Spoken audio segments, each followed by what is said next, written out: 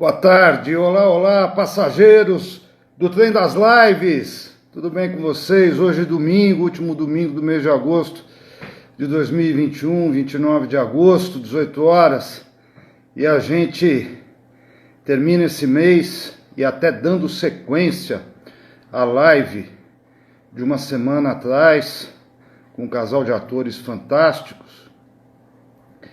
Nós hoje temos a honra de receber aqui no trem Dan Rossetto, que é dramaturgo, diretor de teatro e ator.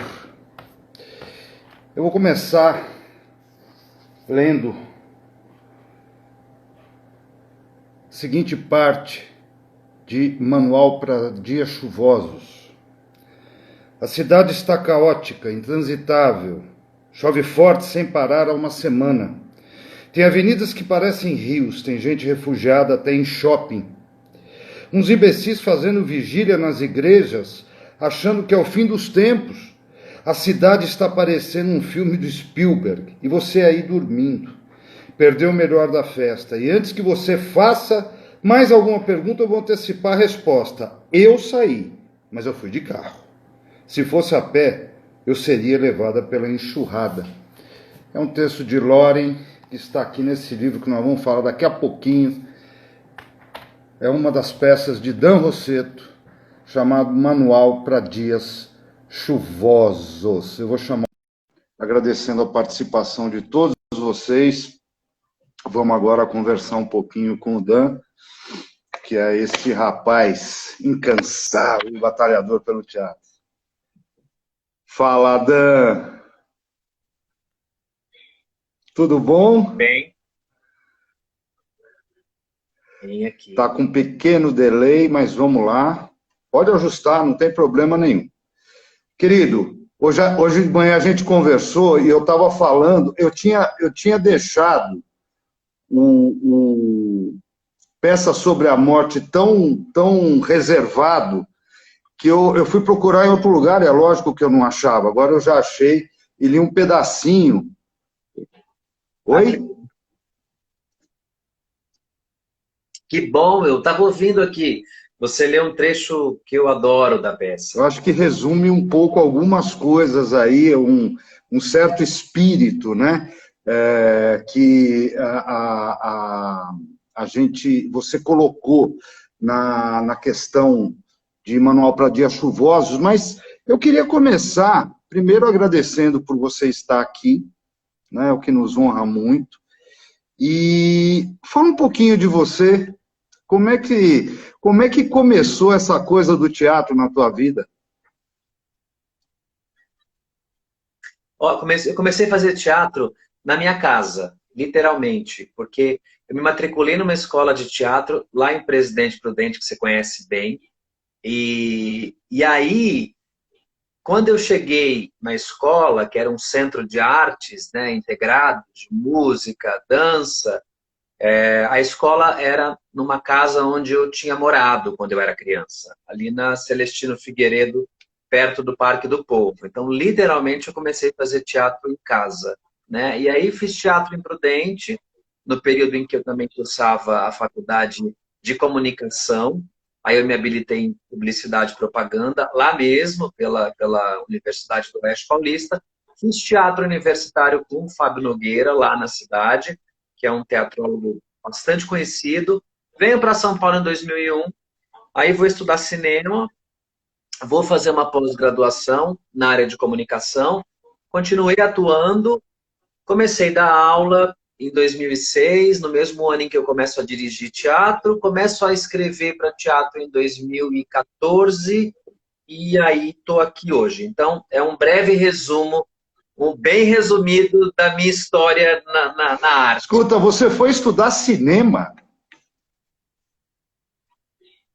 Eu fui. Eu estudei cinema, logo que eu cheguei em São Paulo, eu sempre fui muito ligado ao audiovisual. Talvez até, vou te confessar agora, até muito mais que o teatro. Por quê, Fernando? Porque lá em Prudente a gente não tinha acesso à peça, né? Então, Mas o cinema chegava pela videolocadora. Então eu podia, de alguma forma, ter contato com obras grandiosas, desde roteiros originais até filmes do Spielberg, que é o que você leu agora no manual, que era uma referência para mim de cinema catástrofe, mas também uma inteligência absurda. Mas eu podia ver adaptação de obra literária, eu podia ver clássico.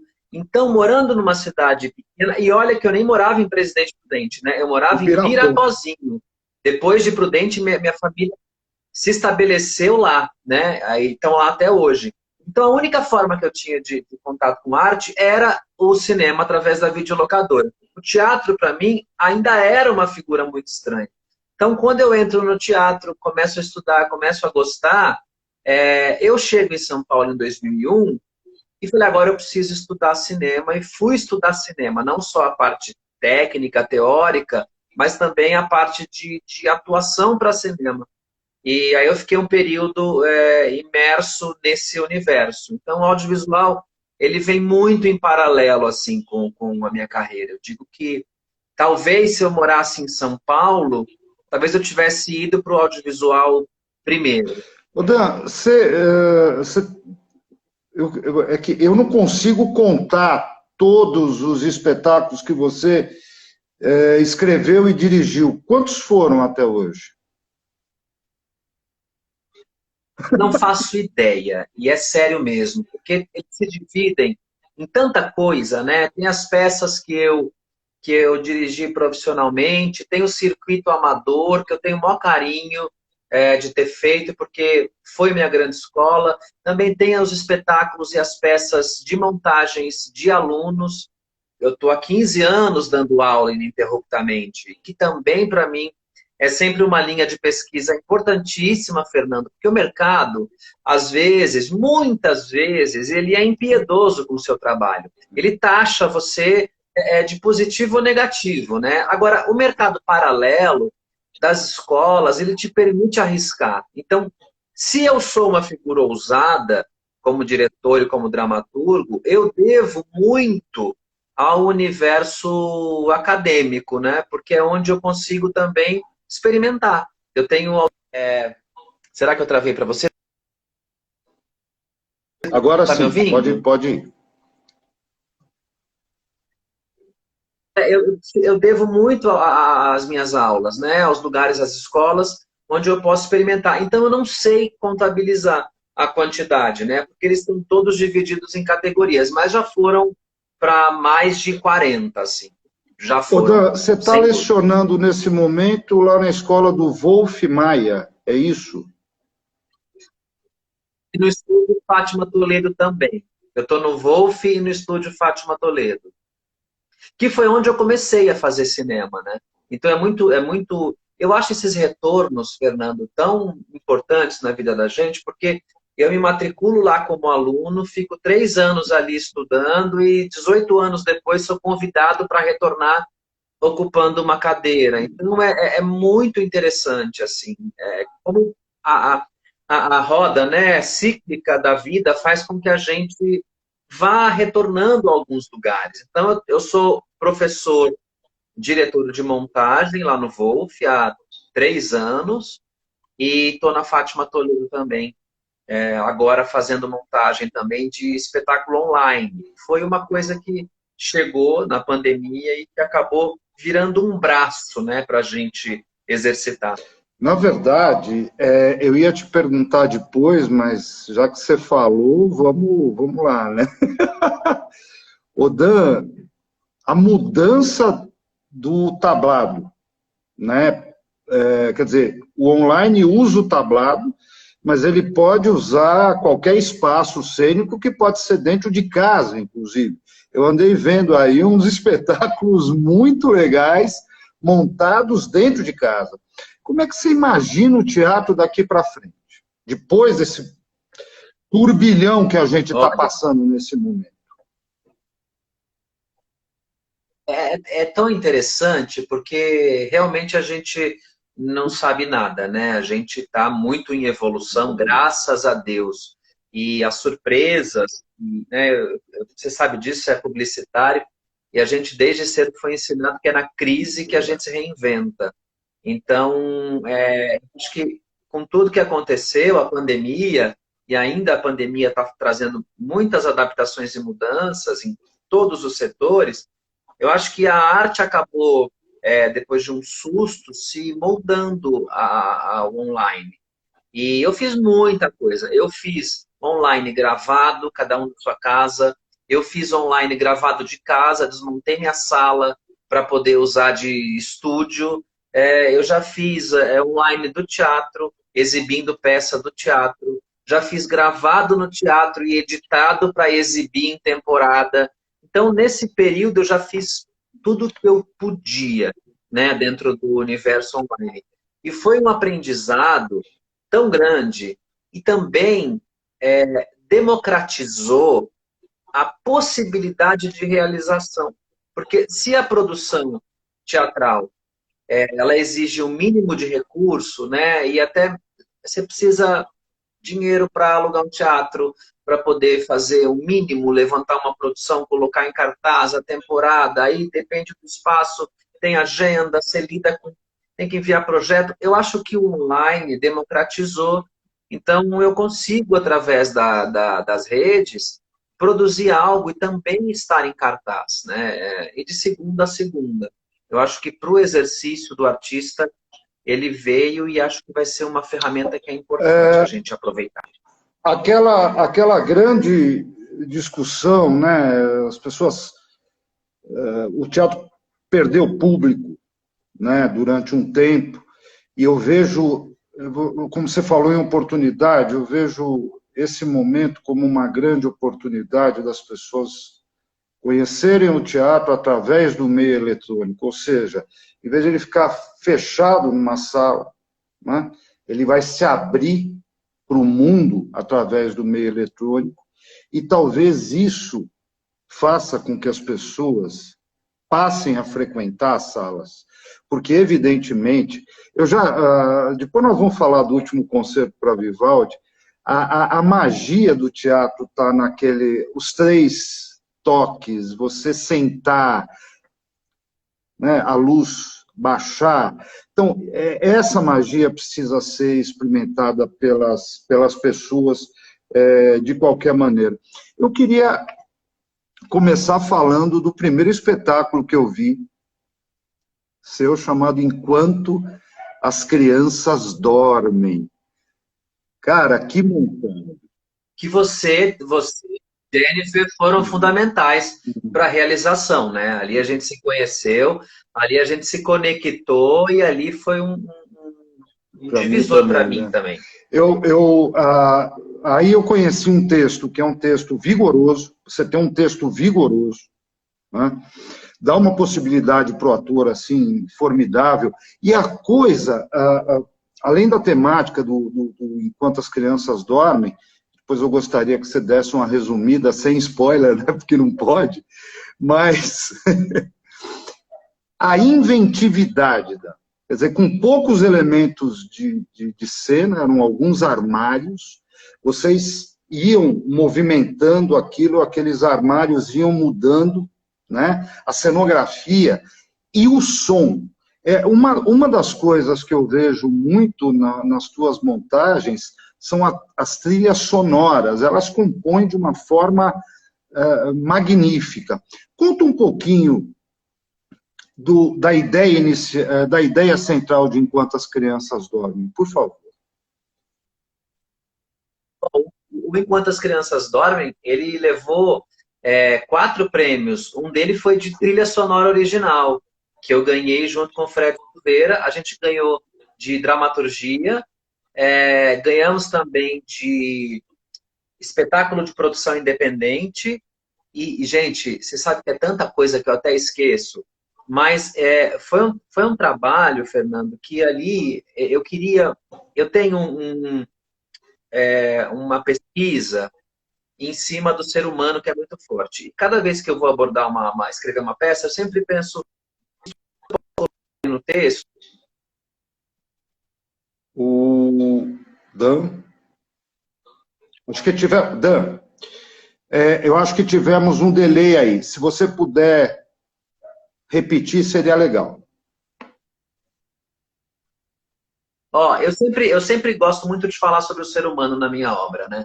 E eu sempre vou buscando, dentro de um padrão técnico, na hora de escrever, né, de um rigor e tal, eu sempre busco temas que acabam dando, que são perigosos, né? E que ao mesmo tempo eu coloco os meus personagens em risco.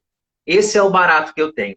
E o Crianças, ele surgiu da ideia de falar sobre a cultura americana, né? E o quão, às vezes, ela pode ser benéfica e ela pode ser tóxica, né? Então, é aquilo que a gente consome, as grandes marcas, as grandes divas pop, o cinema, a música, as marcas. E a peça falava um pouco desse ambiente, de uma atendente de um fast food, que ela tinha o sonho de ser atriz de musical na Broadway, só que ela era a pior ser humana, né? Ela era aquela mulher que não tinha nenhum recurso. E eu quis criar uma personagem totalmente desprovida para mostrar, Fernando, que a gente, se a gente tem alguma coisa na vida, a gente tem que agradecer.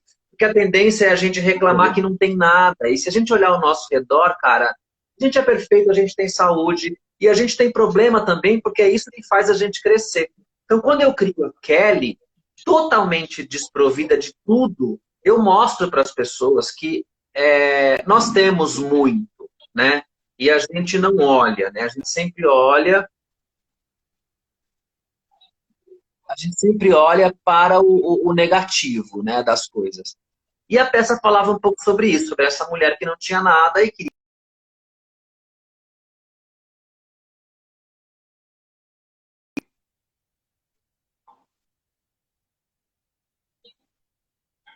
é numa viagem sem volta, né? E era um antimusical, era um gênero também que a gente estava ali brincando, experimentando com toda a seriedade.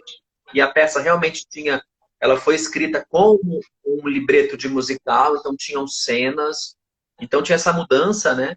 Mudança de cenografia o tempo inteiro e a coisa da sonoridade e deu trabalho, viu? Deu trabalho, não foi brincadeira não. Aquilo deu trabalho. Eu só lembrava do Fábio, que é produtor, toda vez que eu encontrava o Fábio sentado na mesa da cozinha, porque a gente tinha um escritório ali no Paraíso, e era uma casa tal, e a gente ensaiava ali também. Toda vez que eu passava e o Fábio estava na mesa da cozinha fazendo conta, eu passava reto, porque eu sabia que o orçamento tinha estourado e ele ia me pedir para cortar alguma coisa. Ele ia pedir, ou para escolher, ou isso ou aquilo. Então eu baixava a cabeça e passava reto. Deu trabalho. Aquilo foi uma logística trabalhosa. Uma coisa, você falou e é verdade, parece lugar comum, mas a gente tem muito. Ó, deixa eu mandar um beijo. O Fábio Nogueira, que eu falei dele, que foi meu diretor de teatro lá em Prudente, acabou de entrar na live. E é assim, um ser humano que eu amo. E se eu tô aqui hoje foi porque ele olhou para mim e falou: vai, siga teu caminho. É lá de Prudente também. Dan, o trem das lives é teu. Você para a hora que você quiser, fala com quem você quiser. Fábio Nogueira, muito obrigado, principalmente por ter como a Kelly um sonho. A gente tem o sonho, quando a gente tem o sonho, a Kelly tinha o sonho, por isso que ela tinha tudo. E mesmo nas situações difíceis que a narrativa enfoca, ela não desistiu desse sonho. Eu queria comentar um negócio. É Oi? bonito, Fernando. Eu queria. Pode comentar. Não, eu ia só falar da Kelly. A Kelly tinha uma força absurda, né? Que no meio do nada, ela tinha uma força que muitas vezes a gente não consegue buscar em lugar nenhum. A gente se prostra, né? E a Kelly, ela ia, né? Ela ia. Dan, enquanto as crianças dormem, você me perdoe, porque é tanta informação, foi gravado, tá na internet ou não? Tá na internet, ele tá no canal do Vimeo. Esses dias eu procurei. E é uma gravação ótima, Fernando. Vou pedir pro Fábio, porque tem uma gravação ótima da peça. E olha, quando eu revejo, toda vez que eu revejo Crianças, eu falo, meu Deus, que loucura foi essa? Que loucura, que espetáculo grande, que engenhoca, que coisa maluca. foi um negócio que eu olho para trás, e as pessoas hoje, se eu posto coisa do crianças hoje, as pessoas falam, esse espetáculo tem que voltar. Eu digo, vocês não têm noção da engenhoca. Era 4 horas para colocar tudo de pé e contrarregrar tudo antes de começar a peça. 4 horas de preparação. Talvez eu esteja errado, você me corrija. Mas o que eu percebi ali, os atores precisavam ter um fôlego razoável, porque tinha que, e cantava, e pegava no colo, e De roupa. Tinha uma cena maravilhosa, maravilhosa, que uma atriz, a Carolina Stoffela, que fazia a vilã, a antagonista, a Ellen, ela tinha uma troca de 10 segundos, assim. Ela tinha que sair de uma cena e entrar do outro lado. Ela literalmente sair de um lugar e entrar do outro. E ela tinha que tirar uma roupa e colocar outra. E ela virou e falou assim, eu falei, não interessa, eu quero que você entre Aí a solução para ela conseguir fazer essa troca rápida era, ela não pode ficar de lado em cena. Então ela tinha que ficar de frente o tempo inteiro e sair de costa, com o zíper, porque ela estava com o zíper do vestido abaixado, porque dava tempo dela fazer a cena de frente, sair de costas, baixar o vestido e baixar o outro que estava por baixo e aparecer na cena. Era muito maluco. Era muito preciso. Isso é culpa do diretor, que é muito exigente.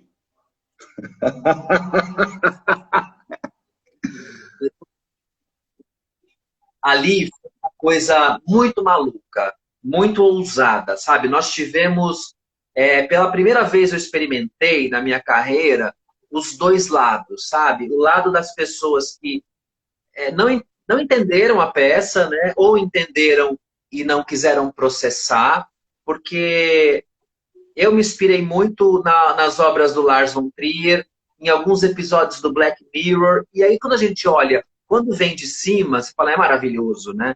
Agora, quando a gente faz aqui, é alvo de crítica. Então, tudo bem, eu vou continuar fazendo. Mas eu tive muito apoio de pessoas incríveis. Um deles, que quando fui assistir a peça, tinha ouvido falar, tal, estava um barulho sobre o espetáculo, que foi o Jorge Tacla, que é um grande diretor. Ele assistiu, Fernando, e ele ficou no final uns 40 minutos conversando com a gente. E ele me puxou no canto e ele falou assim, Dan, que você dirigiu a peça, eu tô vendo porque, né, a peça tá lá. Mas foi você que escreveu? Você jura que você não... Que lugar do Off-Broadway que você foi lá e comprou esse texto na minha frente?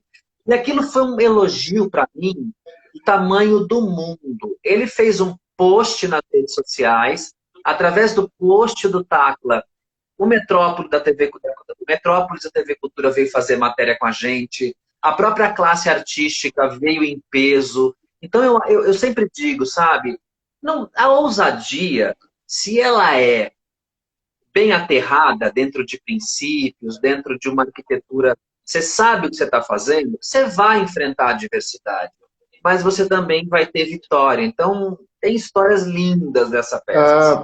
A gente não pode deixar de falar os materiais de divulgação sensacionais, lindos. Agora, eu ia falar uma coisa para você, mas você falou na minha frente. Agora eu vou ter que falar na rabeira. Dan, eu sou um público de teatro. Eu sempre fui, eu fiz teatro amador durante 5 anos, sempre fiz muita pedra, árvore, porque eu não sirvo para coisa nenhuma, eles botavam para fazer essas coisas. E aí, não decoro o texto, é uma desgraça. E eu estive em Nova York uma vez e, obviamente, você falou do Off-Broadway, eu vou além, porque eu vou fazer uma comparação do Assim que Passa em 5 anos com Off-Broadway. E quando eu saí do espetáculo, eu falei, olha aí o Stomp nosso. Fui para Nova York, todo mundo querendo assistir o Fantasma da Ópera, tal. Eu também gostaria, mas eu tinha uma chance só. Eu falei, bom, vamos até o o inferno do Bronx aí, e assisti um pessoal chamado Stomp, que na época estava fazendo uma campanha mundial da Coca-Cola e tal, e os meus amigos dizendo assim, nossa, mas será que é bom? Eu falei, ó, se não for bom, eu pago as entradas, o jantar e a noite inteira para vocês. E aí saíram de lá encantados, como eu saí encantado. Quando eu saí do teu espetáculo, enquanto as crianças dormem, eu disse, esse é o meu Stomp, porque na verdade eu estou vendo teatro de verdade de novo. Né? Um teatro autêntico, um teatro que não está aí nem para agradar, nem para desagradar, mas está fazendo o trabalho teatral instigante. E a partir daquele momento, me tornei um discípulo de Dan Rossetto e Fábio Câmara. Ah, obrigado. Ah, que bom ouvir isso. A peça, e tem umas coisas, né? Essa peça principalmente, cada ano que passa, ela ganha mais força, Fernando, daqueles que viram e lembram, e daqueles que não viram e ouviram falar, e acabam conseguindo ver o material. Então, eu tenho um carinho, assim, por esse trabalho, porque ele me trouxe muita coisa, assim, sabe? Ele me levou para um lugar bem especial, assim, de carreira, sabe? Especialmente por aprender a lidar justamente com qualquer tipo de opinião. Se você provoca o espectador, como aquele espetáculo provocava, eu tinha que entender que eu não podia esperar que as pessoas viessem apenas com sorrisinhos, né? Era importante também que algumas pessoas torcessem o nariz. Então, eu acho que era uma peça que acabava revelando um pouco, não só os preconceitos de cada um, mas até a bagagem cultural, né? Eu acho que isso era bacana. Então, eu tinha que ficar muito feliz com a quantidade de opiniões diversas sobre ele.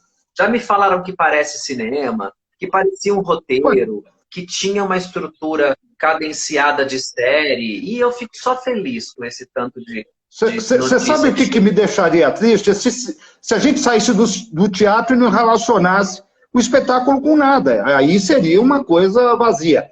Aliás,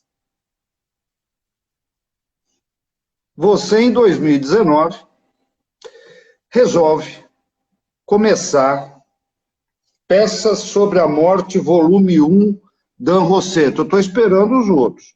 Mas eu queria dizer um negócio para você. Uma linguagem mais potente, os teus espetáculos têm a morte, de alguma maneira, rondando. Mas eu não enxergo a morte como... eu enxergo a morte na tua dramaturgia como uma grande oportunidade da reflexão da vida. Estou errado nisso? Está certíssimo. A gente... É claro que a morte, né, a palavra morte, ela acaba simbolizando o fim para muita gente, né? E tudo bem. Agora, tem essa coisa do efêmero, dos ritos de passagem. Então, o teatro é algo que morre a cada dia, né? Se eu estou fazendo uma peça, eu vou lá, ela nasce e morre ali no instante efêmero da feitura. Assim como as relações que você faz quando está numa peça. Então, a morte, para mim, ela é muito ligada à vida, né? À reflexão, à efemeridade e às rupturas, né? Porque tudo que a gente faz na vida não deixa de ser um encerramento de ciclo e uma limpeza para uma próxima etapa. Então, eu vejo a morte, não só a morte física, porque quando, às vezes, um personagem morre, na verdade, ele também modifica o que está em volta dele. Então, a transformação através do efêmero, que eu acho que é importante. Tem muita gente que fica muito presa ao passado. Quando eu era, quando eu fiz. Mas teve uma época, e eu acho isso tão pobre, porque está na tua história, está no teu edifício de vida, né? Mas a gente tem que olhar para frente. É importante a gente se permitir morrer todo dia, né? Para poder acordar e ter novas experiências. Então, a morte, para mim, nos meus espetáculos, nos meus trabalhos, ele vem com esse viés. Você dirigiu um espetáculo belíssimo, que era às 6 da tarde, no Hotel Hilton, Duas Senhoras. Fala o nome desse espetáculo para mim. Entre a porta está aberta. O Entre a Porta Está Aberta,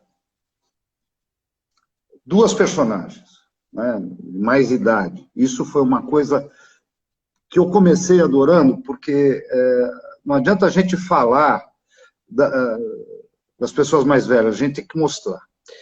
E aí entra essa história da morte. Uma personagem estava olhando para o passado, né? E a outra, muito pelo contrário, ela tentava viver. Quer dizer, esse nascer e renascer, não é só quando o espetáculo termina, você levou isso para a encenação. Isso que eu achei bacana, me emocionou muito. O Entre a Porta Está Aberta. Eu queria até comentar aqui com os amigos a quantidade de pessoas um pouquinho mais velhas indo ao teatro, talvez até para se ver. Como é que foi esse espetáculo na tua vida? Foi muito bom. O texto é de uma amiga minha, Glória Rabelo, que é amiga de longa data, amiga, vizinha, e foi muito interessante, Fernando, porque ela escreve, né? Por ela ser uma senhora já, ela acaba escrevendo as vivências um pouco dela, né? E eu gosto muito de trabalhar com a obra dela porque me provoca um olhar diferente para tudo isso. E foi uma delícia trabalhar o Entre, porque era um espetáculo que realmente foi pensado para as 18 horas, para esse público também poder ir ao teatro ainda à luz do dia, sair de lá com tranquilidade, poder ir para casa ainda e jantar em casa, ou sair logo depois das 18. Então, ele foi pensado nesse modelo.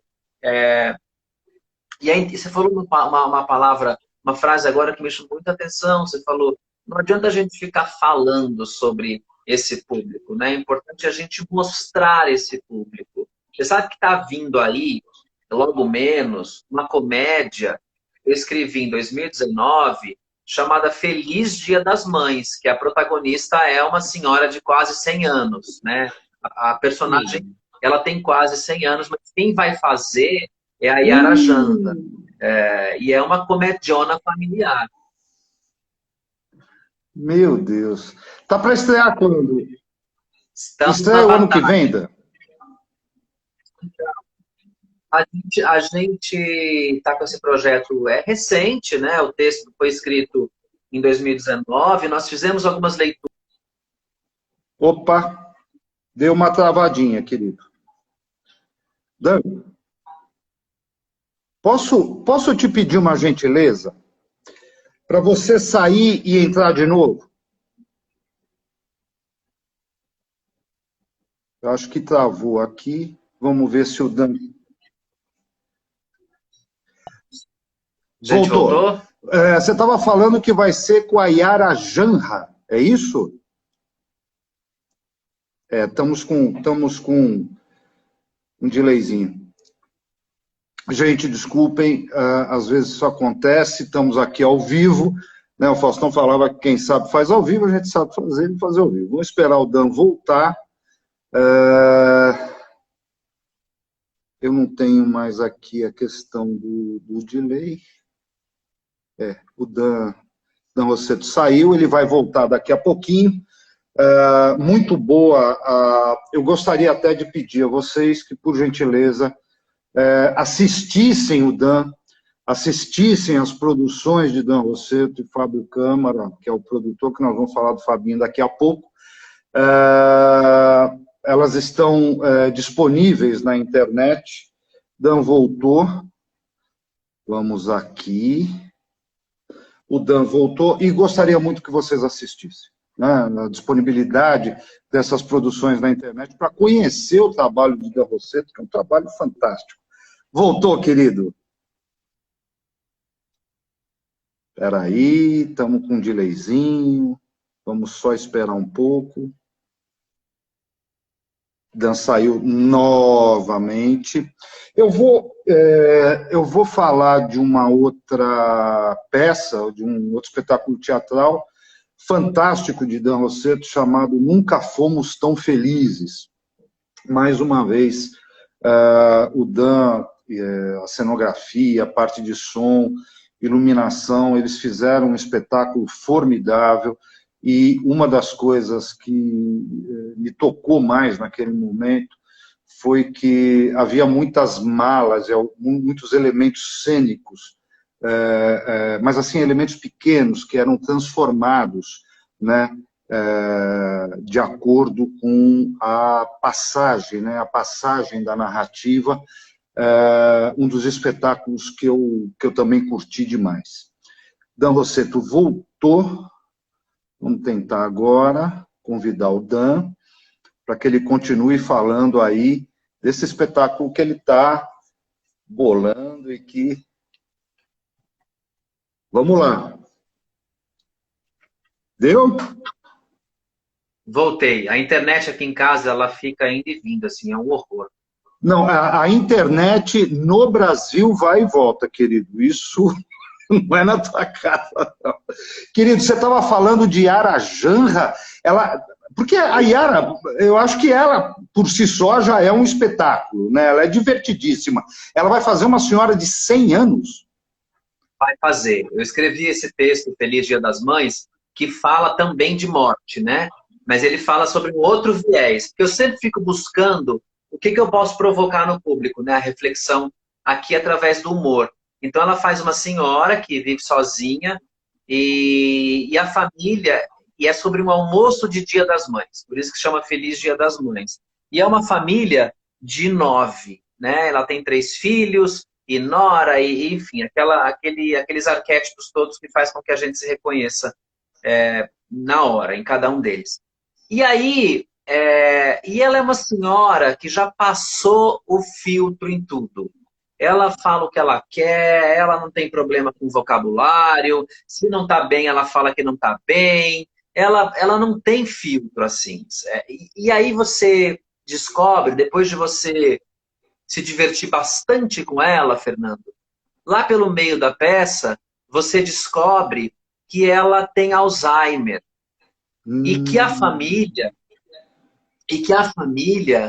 está nesse nível de estresse porque todo domingo eles vão lá na casa dela porque ela acha que todo domingo é Dia das Mães.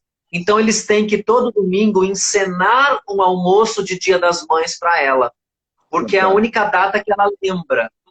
E aí quando você acha que acabou, ela decide reunir a família nesse almoço para comunicar que ela quer doar o corpo dela para ser estudado pela faculdade de medicina. Então ela quer tentar ver se ela colhe a assinatura da família para que quando ela morrer, o corpo dela vá para uma escola. Então aí você imagina as discussões e o quanto divertido é a peça.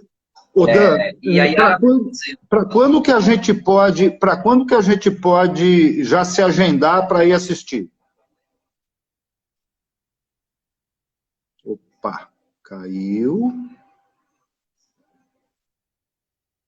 Ô, gente, que pena. Dan estava falando aqui do Feliz Dia das Mães. Vamos esperar o Dan voltar um pouquinho. Estamos aqui ainda com 20 minutos de live, dá para o Dan voltar. Eu quero aproveitar aí para convidar vocês e para que vocês curtam o Trem das Lives no YouTube. A gente vai começar a fazer as nossas transmissões pelo YouTube. Então, por favor, entrem no YouTube, curtam o Trem das Lives. O Dan voltou. O Valdo e eu já agradecemos aí que vocês nos sigam pelo YouTube. Deixa eu convidar novamente. Vamos esperar o Dan voltar, ele já deve estar voltando. Muito obrigado por estarem aqui com a gente. Prazer receber todo mundo. Voltei. Vamos lá. terceira entrada. Escuta, quando é que a gente já se agenda para assistir Feliz Dia das Mães?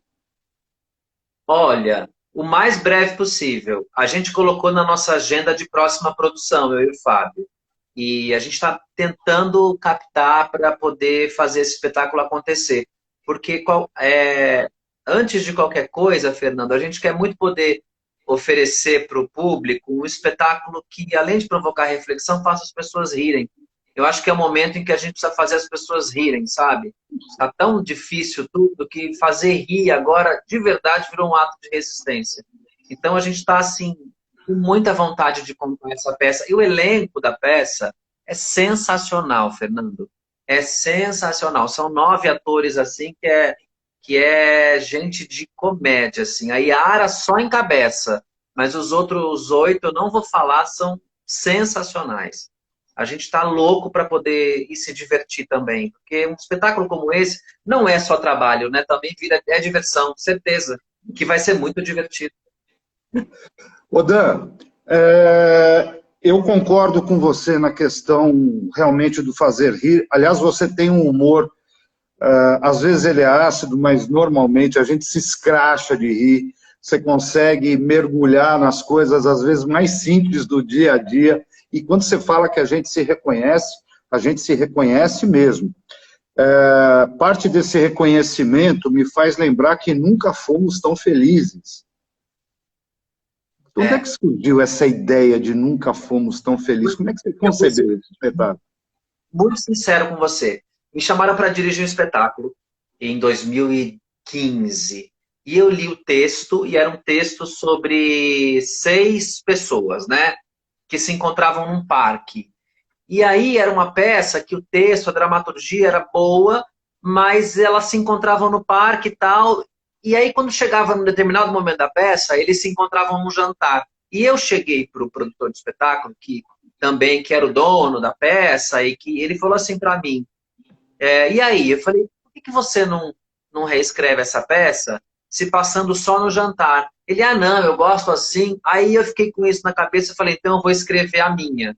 E aí foi quando eu fui vasculhar minha gaveta de temas e escrevi o Nunca Fomos Tão Felizes, que é essa comédia irônica ácida sobre jogos de poder no relacionamento, né? E me abriu tanta porta essa peça, de novo, assim. O Crianças já tinha me surpreendido positivamente. O Nunca Fomos me levou para outros lugares. Assim. O teatro sempre foi um terreno muito abençoado para mim.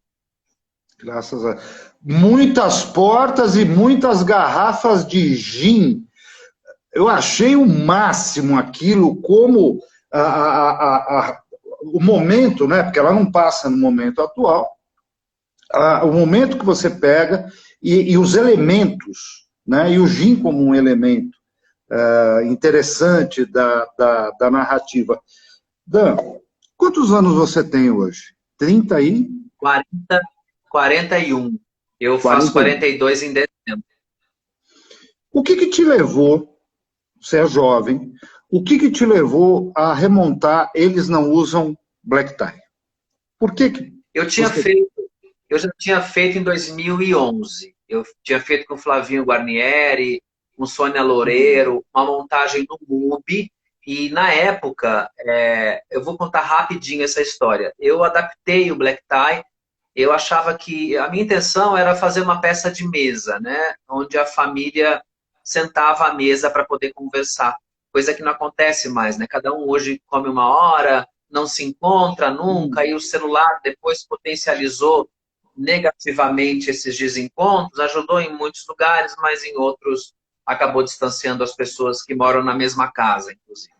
E eu queria fazer uma peça que tivesse esse contexto, né? A velha e boa família que se encontra em volta da mesa para poder discutir o dia e uma relação. E eu fiz uma adaptação da peça e entrei em contato com a SBAT, isso em 2010. E aí a SBAT demorou para responder, aí depois eu fui meio intrometido e entrei em contato direto com o Flávio Guarnieri. Fez muito bem. filho do Guarni, né? E o Flávio me respondeu, foi super solícito, aí trocamos telefone, falamos pelo telefone, e o Flávio falou, Dan, tá complicado os textos do meu pai, por conta do inventário, o Guarnieri tinha morrido há pouco tempo, então estava tudo meio bagunçado, a SBAT não sabe muito bem como fazer ainda, mas pode tratar comigo, né? E a gente ficou amigo ali, naquele telefonema. Ficamos 2 horas conversando, eu e ele. Aí ele falou, me manda então. Aí eu falei para o Flávio, Flávio, eu fiz uma adaptação da obra do teu pai. Silêncio no telefone. O Flávio não me respondeu nada, eu também fiquei em silêncio, sei lá. 20 segundos depois, ele falou assim, Dan, você sabe que o Black Tie era o xodó do meu pai, né? Eu falei, sei, Flávio. Ele, então, me manda então para eu ver essa adaptação. Eu falei, não, eu não vou te mandar. Se você quiser, vamos se encontrar e a gente faz uma leitura e você ouve, né, esse texto e tal. Marcamos essa leitura, o Flávio acabou lendo a peça. No meio da leitura, o Flávio levanta, deixa o texto de lado assim e diz, não, para mim não dá, e sai da sala. Eu fiquei dentro da sala, esperando ver o que ia acontecer. Dali um tempo, o Flávio volta, emocionadíssimo, dizendo que se o pai dele tivesse aqui, ele teria aprovado. Aí ele acabou fazendo a montagem de 2012, 11, 12 e 13, porque a gente, veja só, que loucura. A gente chegou a fazer, Fernando, 3 apresentações do Black Tie no Memorial da América Latina. Aquele palco imenso, daquele auditório incrível. A gente fez no Dia do Trabalhador, num 1º de maio, num evento lá. Enfim, quando foi 2018, o texto estava fazendo aniversário de 60 anos. E aí foi quando a gente resolveu resgatar aquela montagem, aquela mesma adaptação, e reformular aquela montagem de 2011 com mais recursos. Então eu já tinha feito uma época, tinha muito carinho pelo texto e achava, eu não gosto de falar de política, Fernando, e nem vou falar tanto, tá? Mas eu achava que era o último momento em que eu poderia fazer esse texto. Era o momento final ali, agosto de 2018. Dependendo do que acontecer com o país, eu jamais poderia fazer essa obra de novo sem tocar em alguns assuntos. Então, foi por isso. Foi minha última esperança para poder fazer as pessoas se entenderem e a gente vê que nada acontece, né? Piorou, né? Agora a coisa é briga o tempo inteiro, é discussão, ninguém ouve ninguém mais, o diálogo foi para as culturas. Então, tem todo esse lugar afetivo. Eu vou te confessar um negócio. Quando eu soube, né, vocês estavam produzindo, eu soube que iriam fazer o Black Tie, a primeira coisa que eu pensei foi nos primórdios, né, teatro de arena. Foi uma revolução no teatro, essa que foi a verdade. Vianinha, o Oswaldo Viana Filho, fazia parte do elenco, né? Era uma peça combativa, era uma peça realmente com uma cabeça mais CPC da UNE, naquele momento em que o Brasil começava a tentar dar um salto do ponto de vista social, o Guarnieri ligado aos movimentos sociais. E eu disse, poxa vida, mas como é que isso vai ser lido? E foi lido muito bem, porque, na verdade, ganhou um oxigênio. Eu li o texto do Black Tie, depois eu assisti o Black Tie no cinema, que é um marco do cinema brasileiro, com Guarnieri e Fernando Montenegro, naquela cena da divisão do joio, do trigo, do arroz. Eu arrisco dizer que se eles tivessem feito só isso na vida, 30 segundos de cena, não precisam fazer mais nada. Estava feito. Estou arrepiado aqui, não tem como. E você foi muito peitudo. Você peitou essa briga, entendeu? E eu acho que... Eu não leio crítica, eu raramente leio crítica, porque tem poucos críticos que eu reputo como críticos. Me perdoe, mas isso é uma verdade. E li coisas do Black Tie que vou te contar. Parabéns. E a gente tem que falar de Teca Pereira aqui, porque 1,5 m, mas aquela mulher cresce no palco, cara, nossa senhora. Ela ganhou como melhor atriz, não foi? Ganhou. Ela foi premiada, ela e o Samuel, né? Os dois foram premiados pelo Black Tie. E a coisa mais interessante para a gente, porque quando a gente escolheu a Teca para fazer a Romana, e até saiu uma matéria do Miguel Arcanjo Prado no Dia das Mães de 2018, fazendo um paralelo sobre a Romana, que era uma mulher que cuidava do Guarnieri, que era uma negra. Então, quando ele escreveu a Romana, ele escreveu uma homenagem para essa senhora chamada Romana, que cuidou dele quando ele era pequeno e era uma negra. Ele sempre quis colocar uma negra como Romana. Então, isso estava acontecendo no teatro profissional pela primeira vez em 60 anos, Fernando. Então, para a gente, só por isso, eu já tinha feito a minha parte, entendeu? Como responsável em contar essa história. Fora que a gente viajou São Paulo com a peça, a gente não tinha uma cidade que a gente não esgotava os ingressos.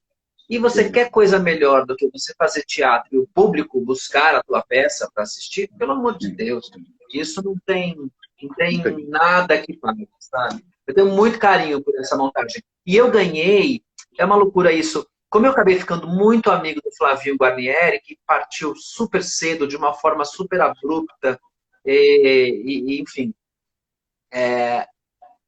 eu acabei ganhando da mãe dele, que foi a primeira mulher do Guarnieri, a Cecília Thompson, que era jornalista maravilhosa, mãe dele, do Paulinho Guarnieri.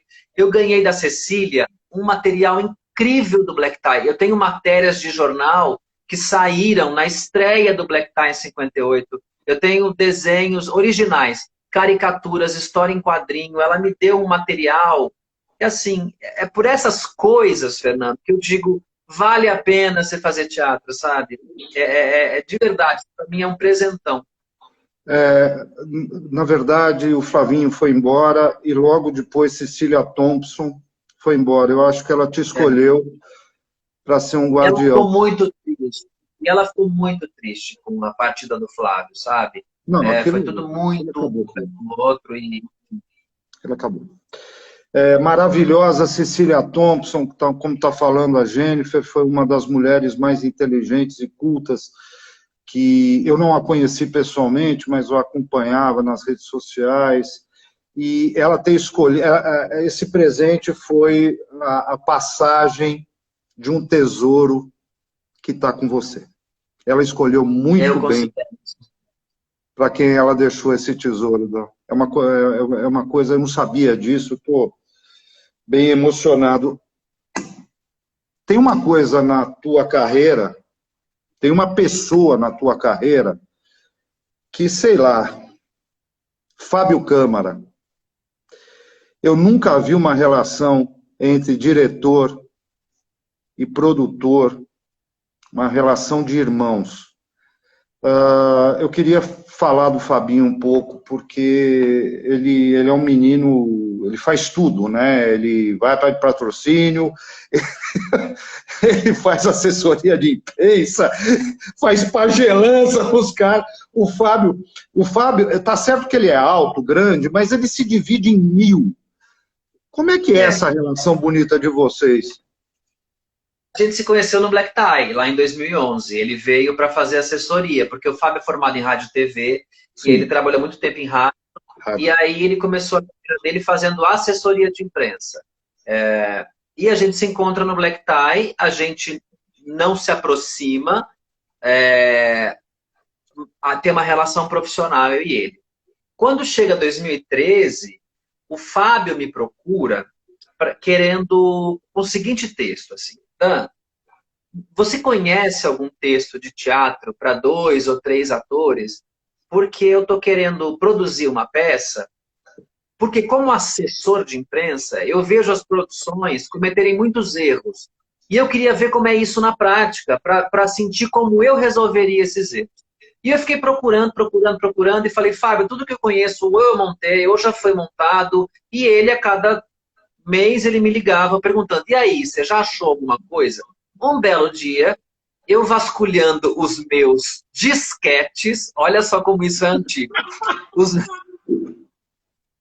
os meus disquetes, eu encontro um texto, um manuscrito de um texto, uma coisa que estava guardada, que tinha 12 páginas. E eu virei para falei, quer saber?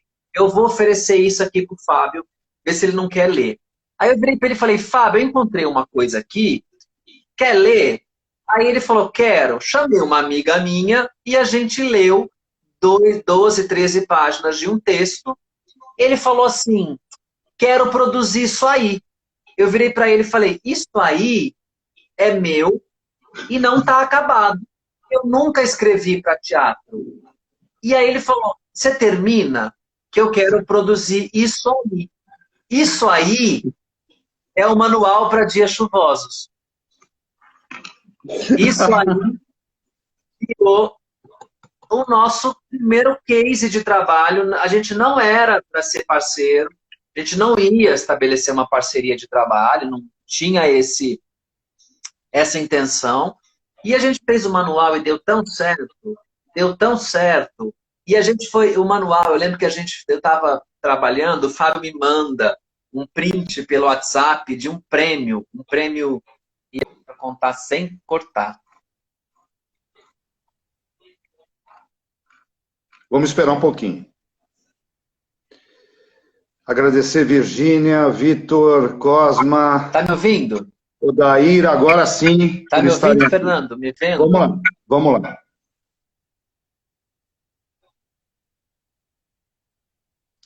Tá me vendo agora? Tô vendo. Consegue me... Consigo. Esse eu quero contar. Estou trabalhando um dia, o Fábio me manda um print, né, pelo WhatsApp. A hora que eu abro, o manual tinha sido indicado a um prêmio que não existe mais, chamado Arte e Qualidade Brasil. Ele foi indicado ao prêmio como melhor drama em 2014. E olha quem estava lá. Marieta Severo com Incêndios, Zezé Polessa com Gata em Teto de Zinco Quente, estava a Letícia Sabatella com uma peça trágica no Centro Cultural Blanco do Brasil, e a gente lá no meio. Eu falei, cara, isso aí tá errado. Então, assim, e a gente, foi muito legal. E aí surgiu a nossa parceria e virou amizade mesmo, real, porque foi um encontro real, que tem só 7 anos. Às vezes eu olho para o Fábio e falo, Fábio, a gente tem só 7 anos de parceria e a quantidade de coisa que a gente já fez é muito legal. Eu fiz uma brincadeira com você hoje no teste e eu vou, com a sua licença, querer repetir. Eu criei um padrão de trabalho chamado Dan Rosseto, Fábio Câmara. Porque esses caras, eles trabalham. Quando eles estreiam uma peça, eles já estão na terceira. Eu até brinquei com o Dan, se de ontem para hoje, quantos espetáculos eles tinham escrito. Ele disse, não escrevo tão rápido. Eu falo, não, é só uns 20 por dia, porque esses meninos trabalham, é o tempo todo. Nós estamos com uma limitação nesse momento, né, por causa da pandemia, mas eu já vi vocês saírem do teatro e para o outro, sabe, ter outra coisa para fazer. Olha, tem uma atriz aqui, a Lia Antunes, a Lia tá aqui, queria mandar um beijo para ela. Ela fez o Black Tie com o Flavinho Guarnieri, ela foi a Maria com o Flávio Guarnieri. E uma amiga, atriz incrível. Beijo, Lia, saudade, faz parte dessa história linda que foi o Black Tie. Agora, a gente não para, Fernando, porque a gente sabe que se parar, vem alguém e atropela, sabe? A vida atropela. Então, acho que é importante a gente persistir. E eu brinco com o Fábio, quanto mais a gente errar, mais forte vem o aprendizado. Então, a gente está sempre trabalhando no risco. E sempre trabalhando, sabe? Com humildade, com sinceridade, amor no coração, com histórias que a gente quer contar. Então é sempre esse jogo mesmo pra gente. A gente ama muito o que a gente faz. Dan, falar com você uma hora é muito pouco, mas o trem tem uma limitação de horário, só que a gente vai fazer uma coisa, porque eu tô com uma coisa aqui para falar e tá coçando a língua e eu não sei. Pô, rapaz, você não pode falar que você escreveu um roteiro para a TV, não pode falar que ele ainda não estreou, e que mais você não pode falar disso?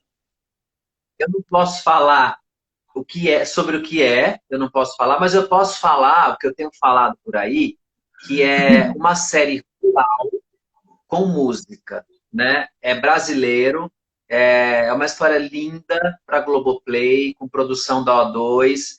E, de novo, Fernando, onde é que eu entro nessa história? Um belo dia, o diretor e criador da série vai ao teatro assistir Nunca Fomos Tão Felizes, fica arrebatado pela dramaturgia, me chama para tomar um café e conversar, e a gente se simpatiza e se sintoniza logo de cara, e começamos a desenvolver projetos.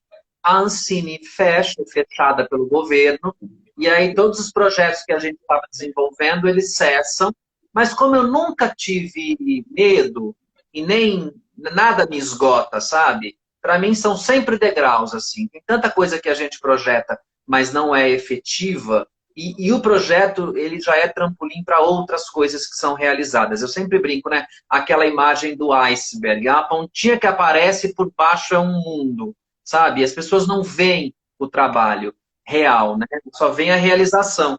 E aí, quando o projeto dele é aprovado, essa série, na Globoplay, ele me convoca. Ele diz, eu quero o Dan na equipe de roteiristas. E filma agora, começa a filmar agora em dezembro. Eles estão escolhendo locação, já escolheram os 5 atores protagonistas da série, gente do Palaco Baco, vai ser um negócio bonito, assim. Eu me emocionei escrevendo. Tiveram momentos que eu tive que parar porque eu fiquei emocionado. Então, no papel, tá lindo. Agora, eu imagino que esses caras vão fazer com a experiência que eles têm, né? Globoplay com O2. Então, por aí você já imagina o que não vem. Eu tô ansioso para ver, porque vai ser um negócio lindo. E foi um aprendizado que, assim, quando eu achava que eu não podia ir para lugar nenhum mais, me cai o audiovisual e é um lugar onde eu percebo que eu amo fazer e sei fazer também. Então isso me deu uma alegria danada. No final, tudo deu certo. Você voltou para o sonho de ter o teu Não é? trabalho no meio audiovisual. Sabe por quê, Dan? Porque quem batalha, e quem batalha como você, como Fabinho, desculpe falar de vocês dois, mas é que vocês são maravilhosos. Quem batalha merece. Quem merece chega lá. Eu imagino que para esse menino de Presidente Prudente, que via, né, uma oportunidade na vida, você foi atrás de plantar todas as suas oportunidades, porque tem inteligência, porque tem um nível de criatividade absurdo, mas acima de tudo, você sua sangue para fazer o que faz. O Trem das Lives, hoje, não é um Trem das Lives qualquer, é um Trem das Lives que recebeu com muita alegria Dan Rossetto. E, por favor, quando você estiver em Hollywood com essa série, você não vai esquecer de voltar aqui, porque você vai ter que falar com a gente de novo. Não vai ter, senão eu vou te catar lá. Quando quiser, eu volto. Na hora que você quiser, me chama que eu volto. Tô aqui, gente. Vocês sabem que eu sou de casa, vocês são de casa também. É coração, é olho no olho e é amizade, gratidão. Sempre que quiser, só chamar que a gente vem bater papo aqui. É sempre um prazer. Obrigado, Dan. Um beijo, sucesso sempre. E, acima de tudo, o sucesso vem. Uma hora ele vem. E ele veio para você há muito tempo. Sabe por quê? É só a gente entrar nas tuas redes sociais. É só a gente conversar com as pessoas que estão do teu lado. Admiração não é uma coisa que a gente compra, é uma coisa que a gente planta. E talvez, por plantar tão bem, você nos emocione o tempo todo. Um beijo, Deus te abençoe, uma semana linda para todos nós. Semana que vem, pessoal, muito obrigado por estarem aqui. Assistam, por favor, o último concerto para Vivaldi, que infelizmente o tempo acabou nos limitando um pouco. O último concerto para Vivaldi está na íntegra na internet. Se vocês saírem agora aqui do Instagram, está na bio aqui do Trem das Lives, porque a gente fez questão de colocar o último concerto para Vivaldi para que as pessoas pudessem assistir, que é belíssimo. Dan, Deus te abençoe, fica bem e usa e abusa do trem, porque esse trem está muito bom por ter um maquinista tão bacana quanto você. Boa semana a todos, Deus abençoe. Valeu, gente. Obrigado, gente. Obrigado. Beijo. Fiquem com Deus. Boa semana e se cuidem. Se cuidem.